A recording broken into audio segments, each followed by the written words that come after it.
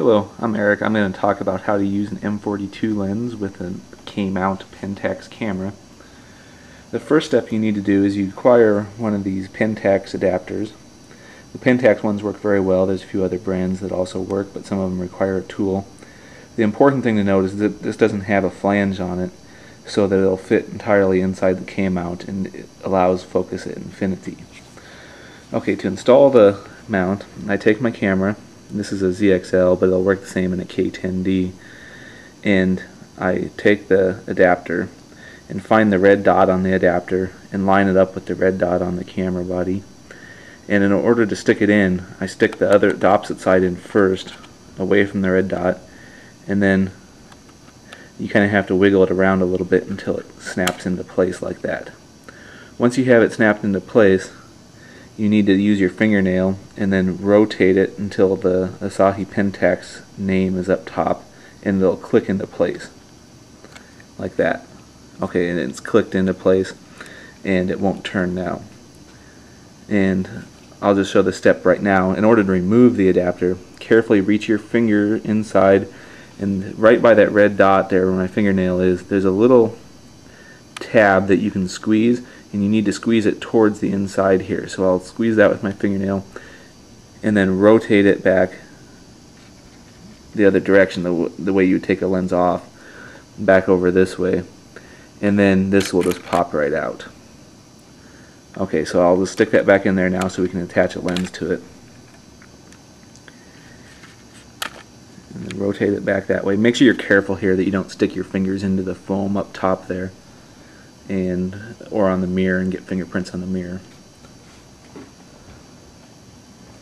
Before I attach the lens, I'll give you a quick overview of the Jupiter 9 lens here. This is an excellent M42 mount lens of German design, Russian occupation of Germany.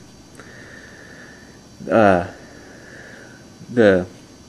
has three main rings here. The first ring here is the focus ring, and that'll adjust focus from minimum focus distance of about 0.8 meters all the way to infinity there. And then the second ring is this one ring right here. What that does is that'll control the diaphragm opening. And the third ring here sets a stop for the diaphragm. So I'll turn it this way so you can see. And so this first ring, let's set it to say f5.6. So I need to open the diaphragm all the way, and then you can rotate this knob up here, and that'll change the set point of the lens. So I'll set it so that the red dot right there lines up with 5.6, and that means when I turn this middle ring that it will close the lens down to 5.6. So I rotate it like this, and you can see the diaphragm closes down, and it'll stop when it hits 5.6 there. If I wanted to set it at f8, well, then I'd open that up a little bit and turn the front ring to f8, and then turn the middle ring until it closes down to f8. So fairly straightforward.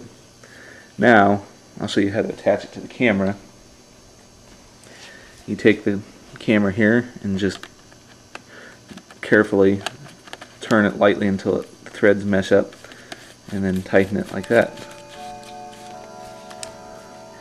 I'll turn the camera on and put it in AV mode, and you notice that there's just two dashed lines there. That means the camera can't read the aperture. Let's see if I can get the shutter speed to show there. I want to show you as you open and close the diaphragm, you can see the shutter speed changing there. I have to re-enable the meter. So you can see it drop, like it's at a sixth of a second there, and that's at f8, and you can see that the diaphragm's closed there. And then I'll rotate this back, and it's at f90th, and you see that the diaphragm's wide open there. So it'll automatically set the shutter speed to whatever you have the diaphragm opening set as. And the nice thing with these, you can infinitely vary the diaphragm opening. However, whatever you want it set at. You don't have to use a complete stop like f8. You could go halfway in between if you wanted. So Quick, easy to do. That's the 5-minute overview. Thanks.